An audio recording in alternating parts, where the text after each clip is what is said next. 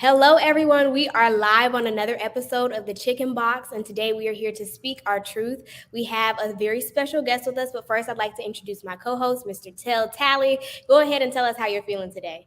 Well, hello, Ashley. Thank you. And it's great again to be a part of the Chicken Box this week. I'm excited to hear all about Miss Shantay Jackson and what she brings. And I guess if we had to title it be Black people versus safety or community safety and how we think. So we're going to get into a conversation, fireside chat, just talk about her role, what she's done, where she's been, and where she thinks things are going. So I'm excited to be a part. And of course, this episode of the Chicken Box is empowered by the Afro News, and we are excited to get things going. We are. I'd like to give our guests a little bit of background on Shantay.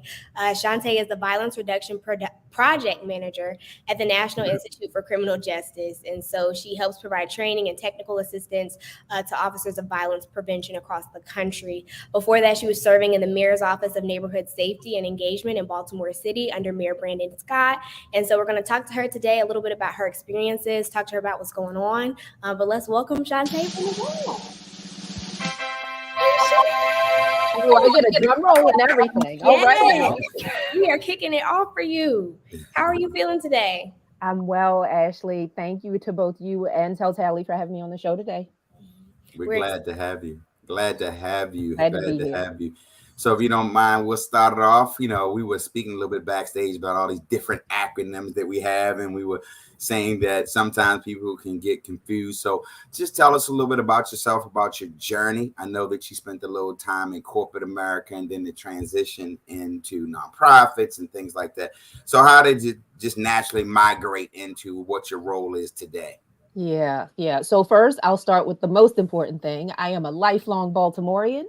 West Side girl through and through. I live in Northwest Baltimore City right now with my partner and my family. I would say that, coming out of school, having attended 11 Baltimore City public schools, having young parents who loved me very much, didn't necessarily like each other too much. That's why I was 11 Baltimore City public schools, right? All through 8th grade, but come that freshman year through senior year, we know in Baltimore, what matters most is the high school. So Mervo Mustangs all day long. Okay. I was getting ready to say, wherever you go in the world, the first thing they say if you want to know a true Baltimore morning, what high school did you go to? That's yes. So class of 92, shouting out to y'all. And then so after Mervo went to college for computer information systems. So I'm a geek girl, right? So all the acronyms are right up my alley. I would say started my career in the technology space, working for both T. Rowe Price and ultimately Brown Advisory, which are Baltimore City financial institutions for almost 20 years in the IT space. Very much a geek girl. I would say fast forward to 2015. Even though I thought that I was giving back a lot to my community by way of service and by way of, charitable contributions, the death of Freddie Gray in police custody hit me, and it hit me really hard. Like, he lived and died where I grew up. I used to take the bus down North Avenue to get on the subway at Penn North, to take it up to Mondawmin, to go over to Mervo. And so just this very real understanding of what it feels to be trapped in a trap, like having a level of empathy of those young folks that were uprising, right? And the beauty that an uprising has the potential to create, right? Changing the system, making sure that our voices are being heard. That was the catalyst. I went into my boss not long after that and said, I need to leave. And I don't have a job lined up, but I need to just go and do stuff around our city. I need to do more. 45 days after I left, I became the executive director at the Baltimore Community Mediation Center, which is rooted in, peaceful conflict transformation. How do we not fight in these streets when we disagree with each other? How do we actually talk to, listen to, respect each other? And that also involved like establishing police and community mediation. So if you feel disrespected or mishandled by a police officer, what should that look like? So partnering with the Office of Civil Rights and Wage Enforcement. That came through that grassroots work. A whole host of things came.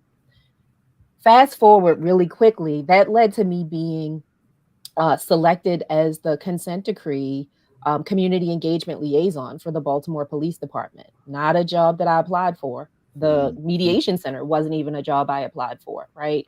And fast forward into where I am today, Mayor Scott asked me to join his transition team when he got, voted into office back at the end of 2020. And shortly thereafter, he asked me to be the director of what was then the mayor's office of criminal justice. And I was like, yeah, no, thanks. Because the criminal justice system's not really just. And in a majority Black city, what you call a thing is important. So let's talk about what we really want to do here. And Monsi was born, right? That long polysyllabic office, the mayor's office of neighborhood safety and engagement was born. So founding director there. Happy to talk more about the work that happens in Monty, but so that I'm not taking up all the airtime here, I will say left that office in June of this year, and I'm now with the National Institute for Criminal Justice Reform, helping cities and states across the country that want to stand up these same sorts of offices do just that, ways that bring community into the problem solving of public safety so that we don't just keep throwing Black people in jail.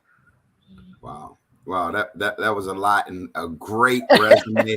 And it seems like that you've moved, which is outstanding, with purpose. And which is commendable.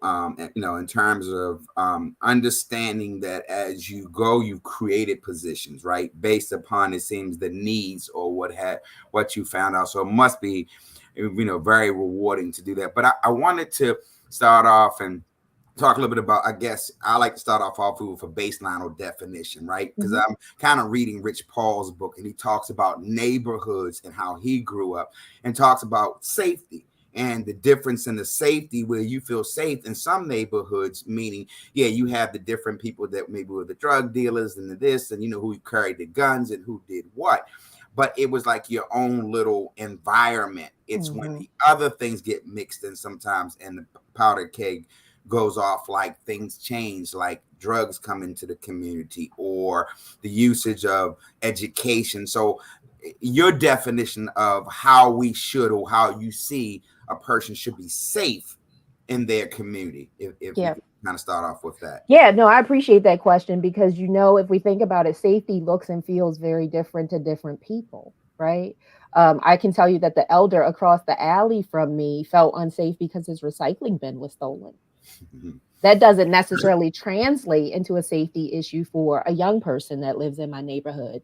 At the end of the day, though, safety, in my opinion, is rooted in my well-being, my physical, intellectual, emotional, spiritual well-being. Do I feel that I can psychologically and physically be safe in any place that I choose to be in, right? And so when we talk about neighborhoods in Baltimore City, we got almost 300 neighborhoods in this city, right? And we know that you could just walk 6 blocks and be in a different neighborhood and have a totally different feel and a different vibe. The true definition of safety is a really personal one. And I believe that local jurisdictions, mayor's offices, governor's offices, and obviously the president have responsibility to ensure, as much as they are able to, that every single person in this country has a strong sense of well-being, or at least contributing to that sense of well-being. And I so agree. I feel like, as a young person, like you said, living in a large city is so different for every single one of us, especially people, moving here and experiencing environments and communities like this for the first time. But I did want to say and follow up on what Mr. Craig said, is that the fact that you were chosen, I saw that throughout your conversation through multiple positions that you had. But I specifically want to go back to the one at the Mayor's Office of Neighborhood Safety and Engagement, because it says in that role that you addressed violence as an issue of public health. So what does that really mean, and how can you connect those two things for us? No, so I appreciate that question, Ashley, because public safety truly is a public health issue, right? And while we've had some folks in the background saying this for decades now, I think that we actually especially since the pandemic, have seen a serious light be shown on that. That's demonstrated by the fact that, like, there are offices like Monty all across the country. Monty isn't the first office. The first one went back to 1994. But since Monty was created, since Brandon Scott created Monty, more than 50 new offices have been established. And so more than 100% increase just since the pandemic. When we think about the responsibility of public safety through the lens of public health, we're talking about those social determinants of health. Do people have the resources that they need? Right? What does the housing stock look like? We've seen a lot of work happening here in Baltimore City associated that with that. We've got record low in our vacancy rates now, right? There used to be well over 15,000 vacants in the city, the vast majority of them in West Baltimore, where I grew up. Imagine being a young person and having to walk past vacants, right? Gun violence, access to the internet, like the social determinants of health, and making sure that folks have just their basic needs met are what a public safety approach through public health is rooted in. There's no way that we're going to get to anybody's higher selves, their well-being, until we fix those problems. They're Absolutely. very And, real. you know, sometimes they say in everything that you do, and that's great that Mayor Scott started to see it. So I have maybe a 2-question part. The first is, and I guess did you identify any patterns from Baltimore versus any other city, Chicago? Of course, you talked about the housing, education, internet, and things like that. So my second part of it is, it's always like you follow the money. Our money's then allocated, or what is being done. If you've seen a pattern and the behavior is, predicated on kind of that pattern, then what monies or who controls the monies to change that or institute programs or whatever it may be? No, I really appreciate that question too. So what I'll say is, and because I've gotten to talk to folks who are in roles now that I used to be in across the country, whether we're talking about New York City, Indianapolis, St. Louis, Memphis, like all of these cities, just how uniquely beautiful each of those cities are and how similar we all are when we think about the black and the brown populations, right? And the disinvestment in those populations. So while distinct, sharing the same problems, the same root causes to violence. And as I mentioned before, getting to this place now where folks are really understanding that you got to make sure that you aren't only intervening in violence in the moment, right? Because we've got to reduce gun violence in the near term, but we've also got to go upstream. We have this analogy all the time about watching the kids drowning versus going upstream to make sure we build a gate or to tell them not to go in the water to begin with. And so we are seeing a realization that both prevention and intervention have to happen across the country. So that's the first part of your question. Second part of your question around funding, we've seen record level funding as a part of the Biden administration. We've seen record level funding as a part of Mayor Scott's administration with a $50 million investment in the mayor's office of neighborhood safety and engagement on top of their budget. What's going to be really important at the local, state, and federal level is sustainability. ARPA dollars expire soon. And so we've got to start building that infrastructure into general fund budgets, making reallocations where it makes sense, and being really thoughtful about what that looks like over time. At the end of the day, I get asked a lot, how do we make sure this stuff doesn't go away regardless of who the mayor is, or regardless of who the governor is, or regardless of who the president is?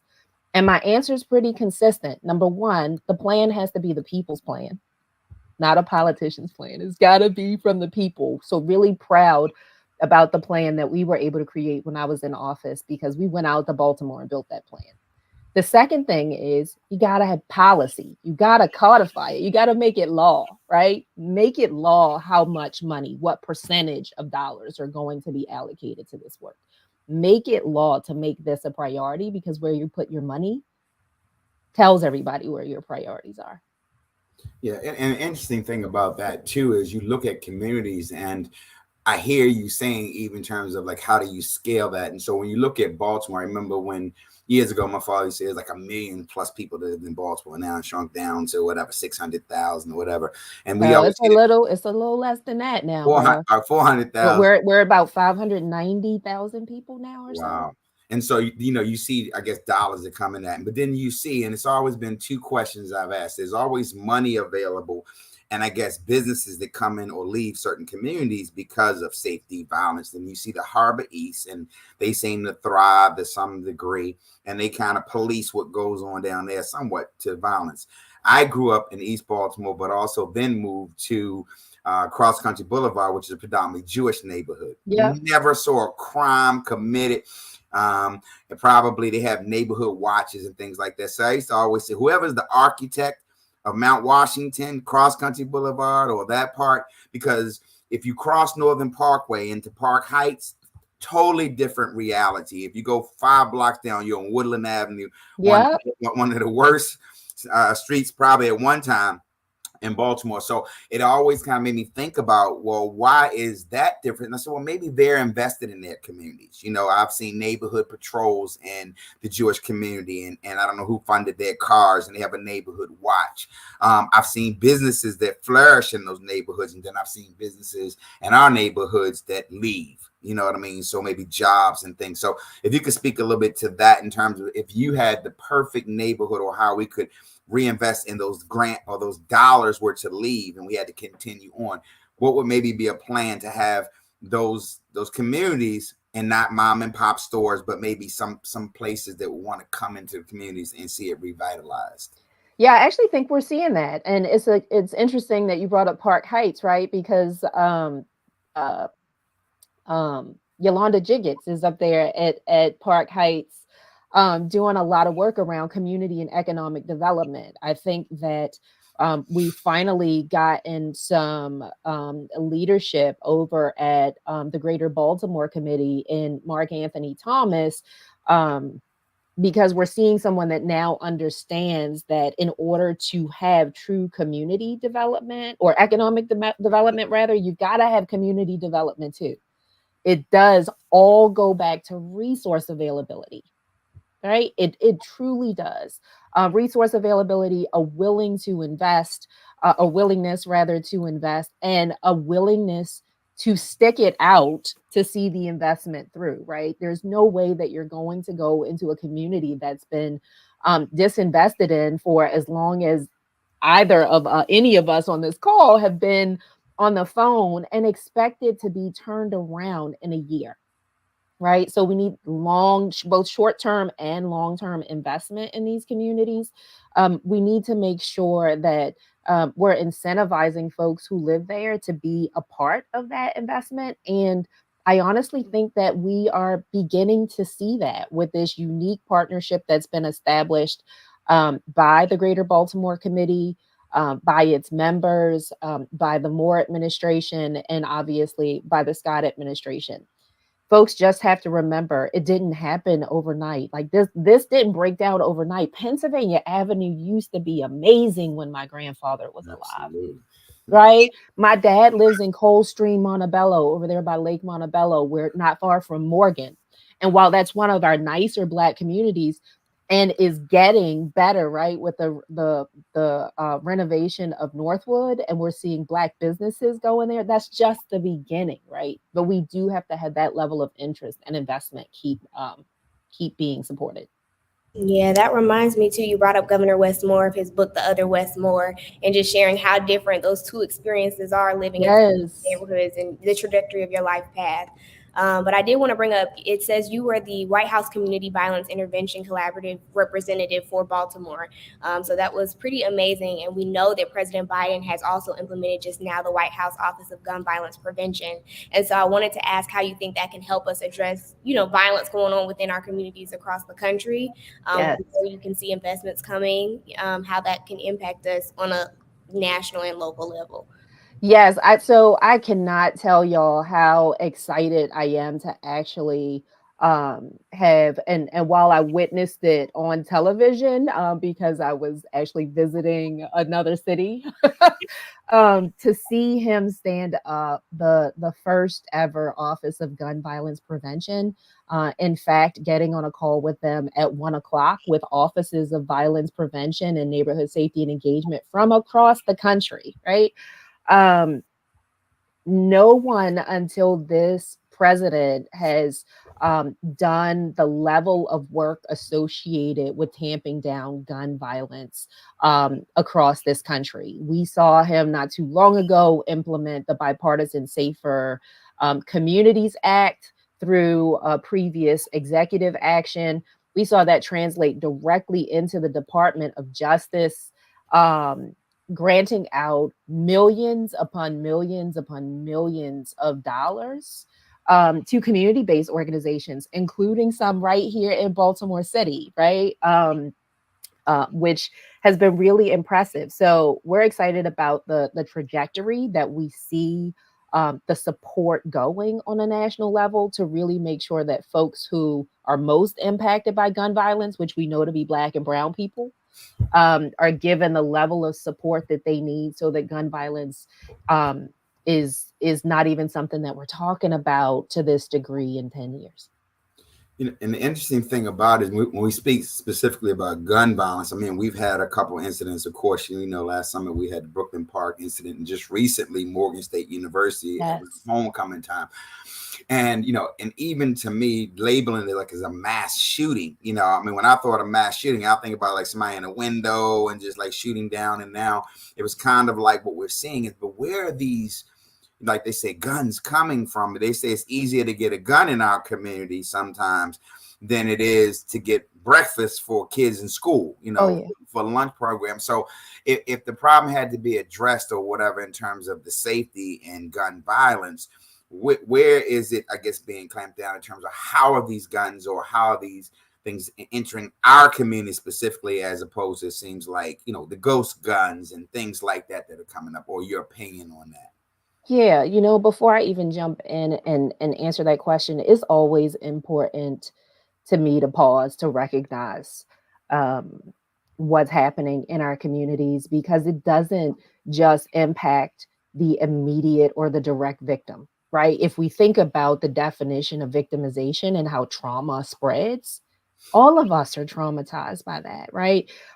So want to make sure that we're sending love, light, wellness, comfort, healing um, to the families of the two young folks that actually transitioned in Brooklyn homes, to the 28 folks who are healing from those non-fatal shooting wounds, and to the 4 young people at Morgan State. So when we think about mass shootings, Tell, it's funny that you share the same definition that most people across the country think about, right? You're thinking about somebody went into a school, somebody's at a building across the street. And a conversation that I have often with folks around the country and at the White House is that we've got to remember that a mass shooting is categorized anytime we see 4 or more people be shot. Wow. Okay. And so when we think about mass shootings, they are happening in Black and Brown neighborhoods all the time. They aren't treated the same because it's just considered community violence, right? So we've got to start to rethink, reimagine what the management of these sorts of crises, repeated crises, are across the country. Now, when you ask about guns, and we think about Baltimore and we think about Maryland, Maryland has one of the strictest set of gun laws on the books, right? And we've seen Governor Moore make them even tighter, right? We don't have a gun shop, a place where you can go buy bullets and that sort of stuff in Baltimore City. I mean, the two closest places that I'm familiar with are in Timonium and Arundel Mills, right? And so we know that the vast majority of guns making their way into our city are coming from other states.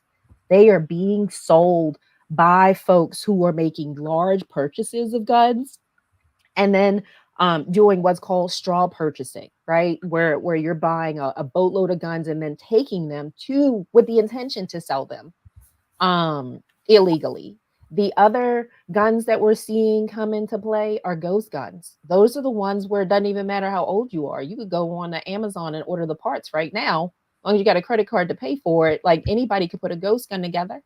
You just buy the parts, right? One of the reasons why it was really important for the mayor and mayors across the country to sue Polymer, who is a ghost gun manufacturer, to say, we aren't taking this anymore. You're destroying the potential of our young people, um, in intentionally creating um, weapons. Um, and so I would say that we've got to continue to do the work at the local, national, and federal level to make sure that we're tamping down the access to guns in ways that also protect Second Amendment rights. Well, in case you're just joining us, and actually, I know I just want to give the plug that you're joining us, and we're talking about Black people versus public safety and engagement and communities and resources with Ms. Shantay Jackson. This has been an outstanding conversation. So again, this is powered by the Afro-American newspaper, and we ask that you support the Afro for just $100. You can get the digital copy of the paper or replicate it, as well as the print copy. If you don't want both, you can give one to your parent, and you can keep the digital copy for all of you people that are Gen Zs who maybe like digital copies a lot more, and then you can give to our baby boomers the copy. So we'll continue. Ashley, I think you had a question that you wanted to ask, but I wanted to give that that little infomercial. I'm a lot older than Gen Zs, but I only like digital copies myself. So, Is that right? but Okay. yes, All right. let's not make that an age Yeah, I thing, don't want to please. stereotype, put that out there again. All right, forgive me. All right. Okay. No, yeah, e-reading is it. It's the new thing. I love it. Anywhere you are, you take it with you. But I definitely wanted to just talk about what you were saying about, bullets and the fact that they don't have a name on them, and the fact that this is, heavily impacting our children, the next generation that's rising up. So I just wanted to ask what you have to share with parents or people who might have experienced mass shootings as a family, how to, move on and move forward after that. So many students went home after, the Morgan State shooting and, other situations like that. So, because words are important to me, I am going to start with don't move on. Stay in the feelings that you need to process for as long as you need to process them. Don't attempt to rush a healing process, right? That's the first thing that I'm going to say. And keep in mind that there will be things and times that activate you unexpectedly, right? Remember that, Black people birthed this world. So remember that, and that we are highly capable of healing ourselves and being the co-facilitators of each other's healing. So show up for each other. I was really grateful to see that the mayor's office of neighborhood safety, because the Brooklyn home shooting literally happened 2 days after my last day. Mm. So really happy to see that the first set of resources that they mobilized were mental health resources, right? Really happy to see community and family continuing to rally around those folks. So the big media is gone, Baltimore media is gone from Brooklyn Homes, and we're still seeing the mayor's office of neighborhood safety and engagement down there almost every day with resources, reaching out to young people, but also reaching out to elders. You've also got the mayor's office of children and family success, because now that these young folks have been either victimized or gun violence adjacent, they're considered high risk individuals, and so they are getting the level of social work management that they need and case management that they need. On the Morgan State side, really happy to see folks from all over the city, including elected officials, rallying around those young folks, even just like going over to the school to give people hugs as they walked through the campus. That the that Dr. Wilson has been really thoughtful about what creating safety for the students can look like in ways that don't have them feeling caged in, but feeling protected, right? I think that there are so many things that we could be doing from a community healing perspective that are well underway here. But just making sure that we're there for each other and knowing that it's okay to not be okay, to feel the feels, right? And to make sure that you know who the resources are that you can access as you process through that. There's no timetable on grief. There's no prescribed way in how to do it. And, as someone whose family has been hit closely multiple times by gun violence, there are times when I'm activated and it's been 5 years now since the most recent incident. And so just being really thoughtful about doing what you need to do to stay as close to whole as you can.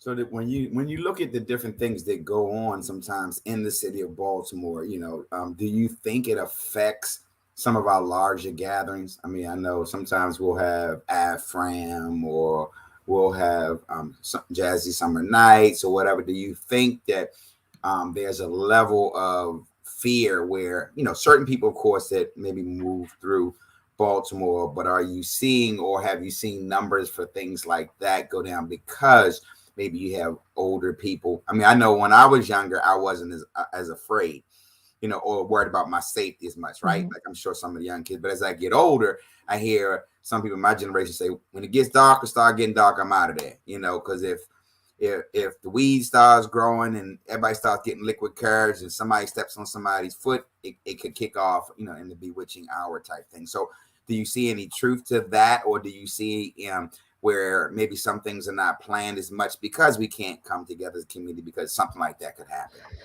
Yeah. So I think that it is very real that folks give first, second, and third thoughts about whether or not they're going to attend an event based on location of the event, based on expected size of turnout, and or ill perceived perceptions about like what the group that's going to be there will look like from a demographics perspective. That's not something that's specific to Baltimore. That is something that I think folks across the country are assessing because of the proliferation of guns, right? So let's not make this a Baltimore thing. Right. I will also say that more than one thing can be true at the same time because the that year and a half I call the pandemic like the years we shall not name, like Voldemort from Harry Potter. Like that reminded us of the importance of being together was. And so now that we've seen AFRAM come back, now that we've seen Artscape come back, now that we've seen concerts happening downtown, you're seeing like record numbers of people show up for that too. What's really critically important is to make sure that when we're having events that are large scale events, that the appropriate security plans are in place, right? And that is why there is a permitting process. That doesn't necessarily mean you have to have police. I can tell you that back in the day, when I was at the mediation center, we hosted a huge party and I used the fruit of Islam. I use Captain Muhammad. I use the fruit to provide my security. And as long as I had a security plan, then that was sufficient. And we had absolutely no issues with money and hundreds of people coming through that place.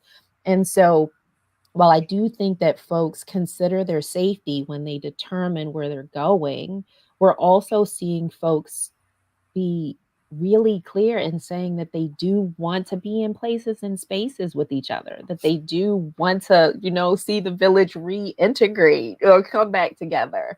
And so it's just critically important to make sure that those who are organizing those events have safety plans in place for folks to do that comfortably. Yeah, I definitely just agree that everything you're saying, we're all woven, we're all threaded, we're all, having some of the same experiences and sharing, you know, what's going on in our communities. And I really think, the Baltimore Peace Mobile, GRVS, and other, programs that have been implemented there have really been working well. DC has our Office of Neighborhood Safety and engagement. I'm sorry, the titles, the acronyms. But I just wanted to ask, what recommendations do you have for other programs across the country that can be implemented, that have been seen as effective, that have, helped communities strategize on how to end the violence going on? Yeah. I actually just spoke with folks in DC not too long ago. They are our sister one's office down there. As I mentioned before, offices of violence prevention have been around since 1994. Chicago had the first one. And shortly thereafter, a couple of cities in California stood them up. And now we've seen over 50 of them be stood up. Um, since then, with the vast majority of those being stood up after Brandon Scott stood up his. So I want to say this man was an innovator, right? He's one of the innovators. Um,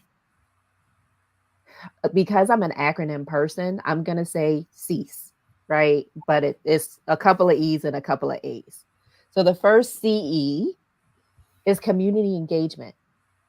Because offices of violence prevention are rooted in making sure we take a whole of government approach associated with violence prevention and reduction, so that we stop over policing, over prosecuting, over imprisoning, specifically Black and Brown people. Community engagement has to start that whole process, right? You got to bring the impacted people to the table. We talk about representation all the time. Got to have representation in the room. And it's not just to say they're in the room, it is to hear their voice and to make sure that the plan that you've created is theirs.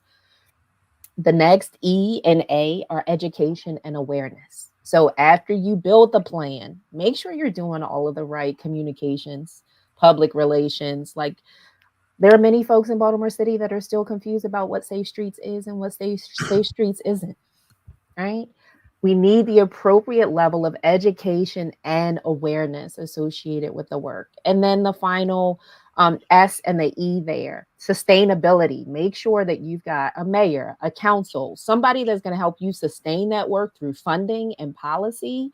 And that E, evaluation. Make sure you're bringing in external evaluation partners to validate your work, because then people can't say, yeah, you think you're doing a good job, but nobody else said you were doing a good job, right? And so partnering with academic experts to come in to evaluate what you're doing and being ready to make changes if something isn't working. So all of those pieces, that big acronym for me, is the what, the how, and how you make sure it doesn't stop, that we keep doing this work until gun violence is no longer a disease in our communities. Yeah, that definitely reminds me of what Mr. Craig says, as far as, somebody stepping on your shoe, you turn around and get upset. I think that's definitely coming from people being institutionalized and coming back into the streets and, not really having a welcoming experience. And so I just wanted to hit on that. You mentioned that people being over prosecuted, over criminalized. What can we do as just regular citizens to make sure people feel supported when they come back and re-enter? Yes, thank you for the question about reentry. The other thing that I'll say, though, that you just mentioned, Ashley, stepping on somebody's foot, bumping on somebody, the liquid carriage thing, that's not just about folks who have been system involved, right? It's a multi-generational thing, right? How are we having conversations at home about how to handle conflict? Do we see conflict inherently as negative? See, because I'm a geek and I don't. I think conflict is about the energy that you bring to it. I think that conflict, if we think about it through its real definition, which is, I just disagree with your point of view. Like, it's literally that simple. We've been over programmed to believe that it's something stronger than that, something fiercer than that. It's just like, I disagree with you. So if we start to enter into this mindset of, oh, I could have an intellectual debate about this, I could talk about my feelings about this, instead of being like, immediately they did me wrong, they disrespected me, they this. Those are conversations we need to be having at home first, and our schools first, right? um, and so, coming back to your question about what we can do today, and then I'll pivot to the reentry side. Number one, speak to everybody you walk past. Like some stuff is just simple.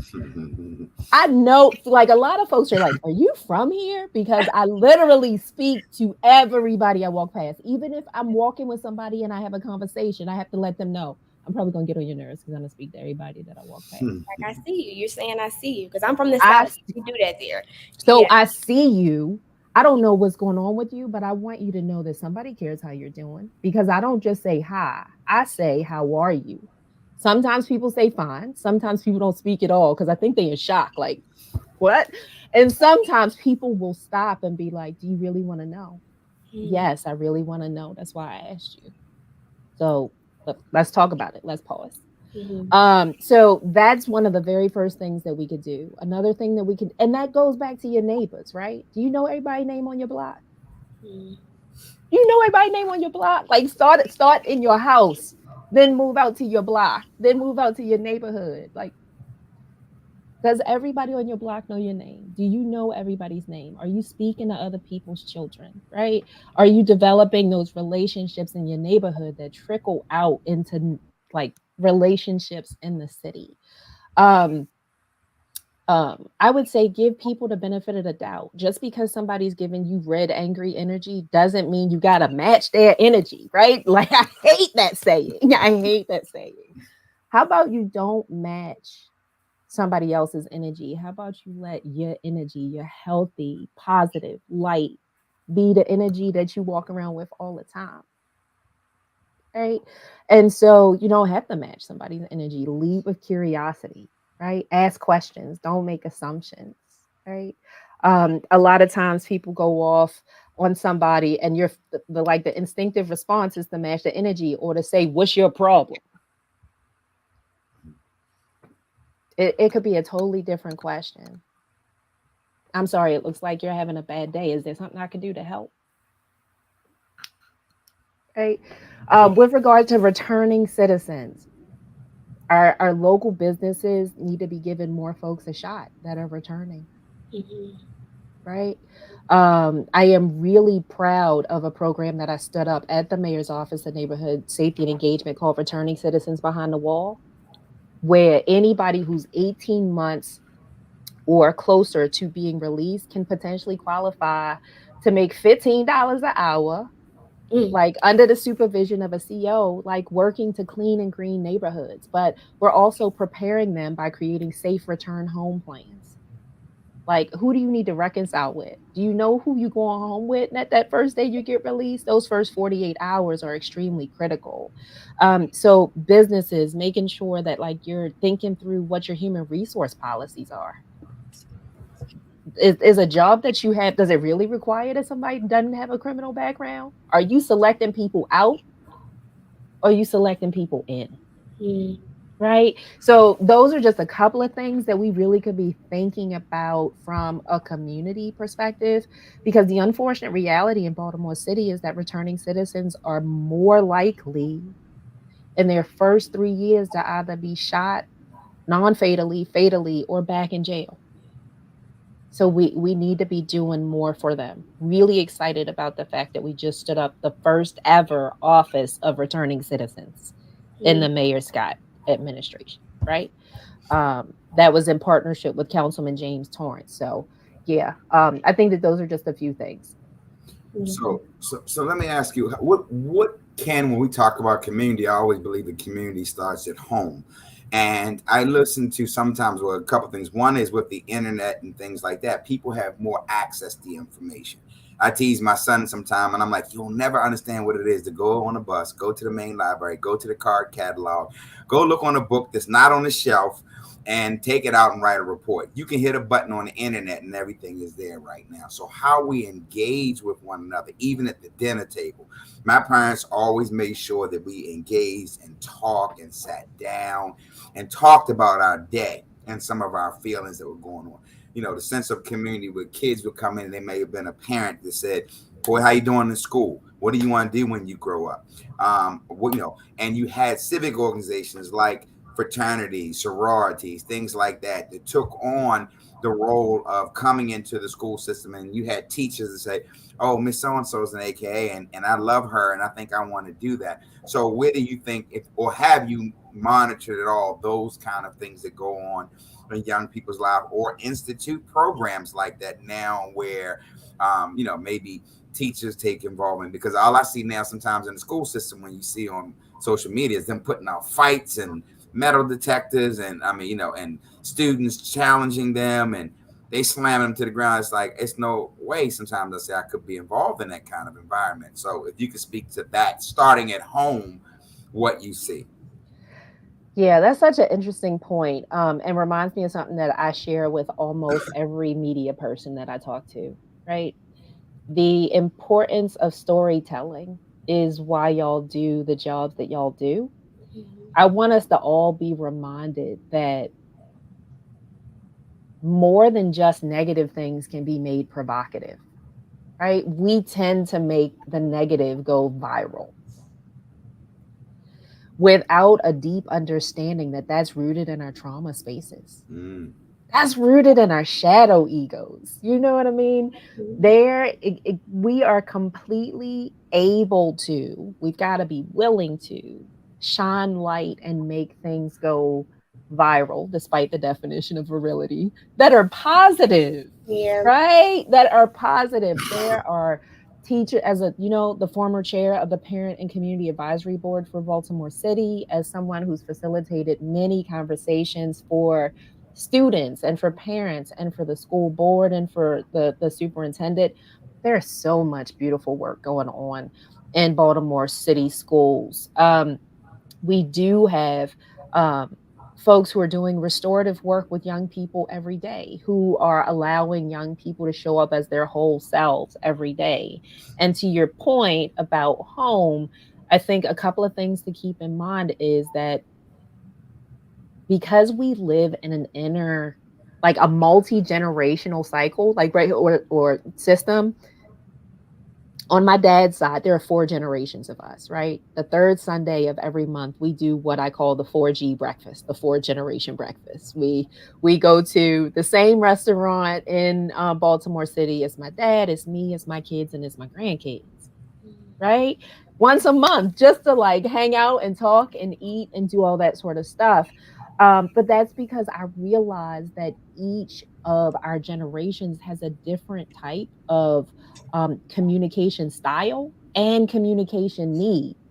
So, yes, I hear you loud and clear about making sure that we're checking in on each other, that we're doing it regularly, that we're disconnecting from social to connect in real life, is what I call it.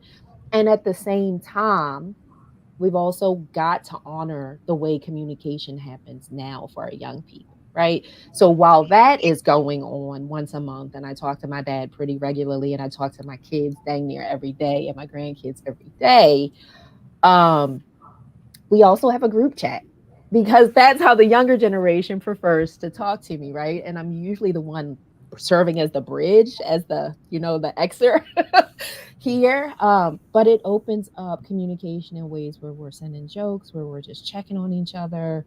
Um, and what I have found personally is that that's resulted in my children and my grandchildren being willing to talk to me about anything. I think that the other point that I'll make here is that it is my personal belief that you've got to make it okay for your kids to talk to you about everything. Everything, right? No sacred cows. My dad did that for me. I'm his only child. I'm a daughter who knew that it would be okay to talk to him about girl things. But it is. And so just by making sure that your kids feel like you're a safe space for everything. So fix your face when they talk to you, even if it shocks you, right? Because then they won't come back. And just being ready for that. Because our kids today are facing things that we never could have imagined. Yeah, social media makes it just that much more real. But I feel like, being able to have someone to call and ask for wisdom, ask for advice, saves you so much trouble. But I feel like, like you said, most adults don't have that open door policy where they're able to come and ask those questions about, what they need.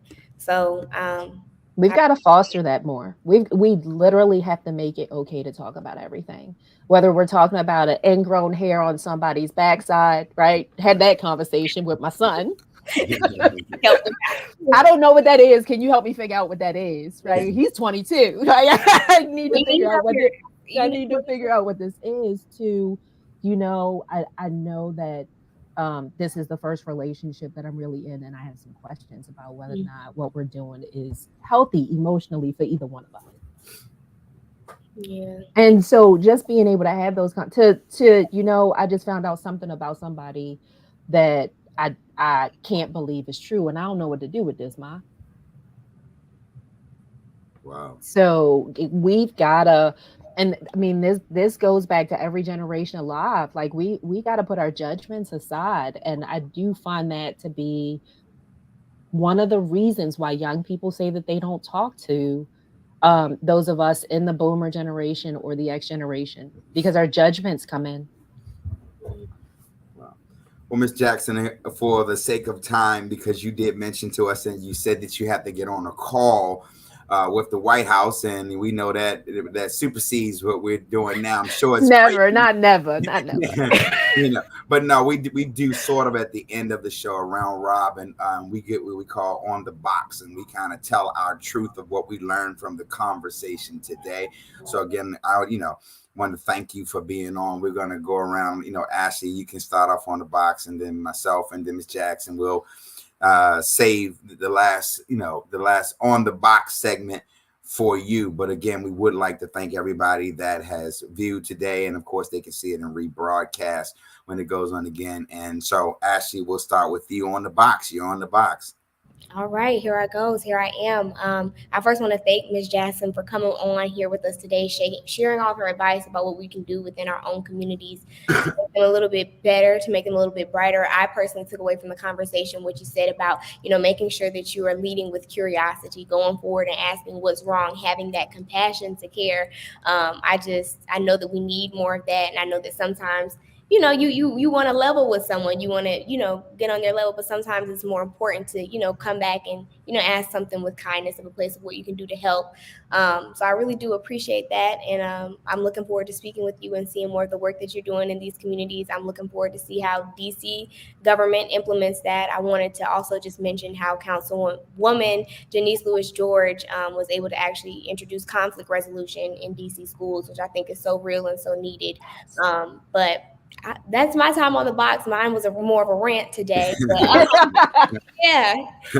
Well, Tally, what do you have for us? Well, I'm one of the things, and I guess mine is segmented because what I loved about the show is we kind of touched on a lot of different things, but what I took away from it is competence. And let me say first, Ms. Jackson, that you're a very prepared and competent person, and I believe it's that way because you lead from the heart. A lot of times you hear people talk about policies, and I'll watch something on the news and I'm like, I'm still just as lost as I was from the beginning. It's like throw it against the wall and see what sticks, whatever buzzwords. Now, I did learn a lot of acronyms today. Definitely.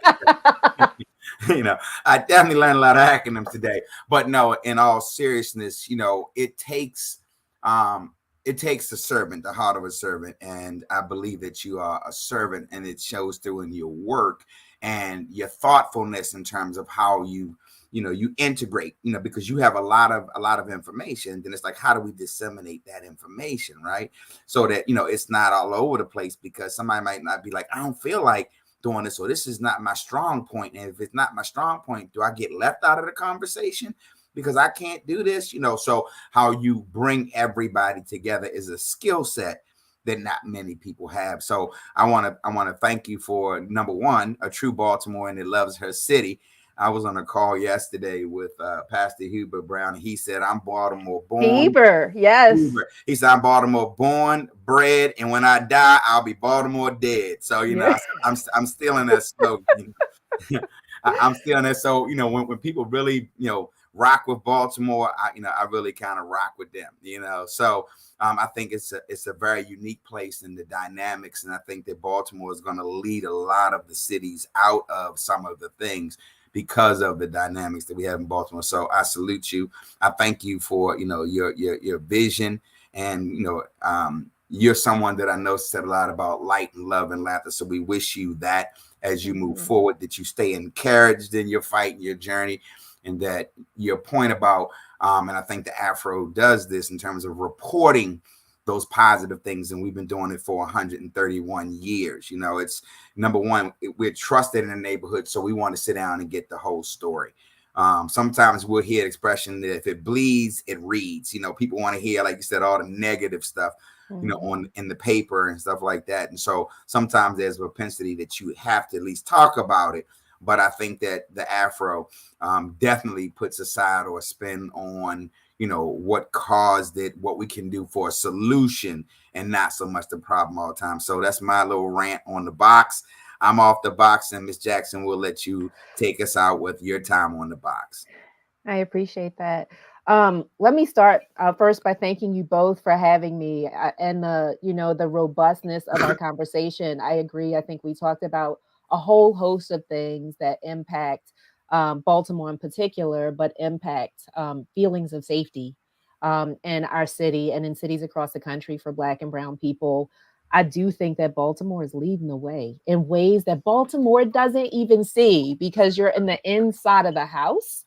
But when the White House is asking Baltimore questions about how work is being implemented, when cities all over the country want to come to Baltimore to see what's going on, I just want to remind us all that we are the makers of this reimagination, right? This recreation of what Baltimore was supposed to be all along, right? A majority Black and Brown city has the capacity to self heal, to self correct, and to stand up new structures.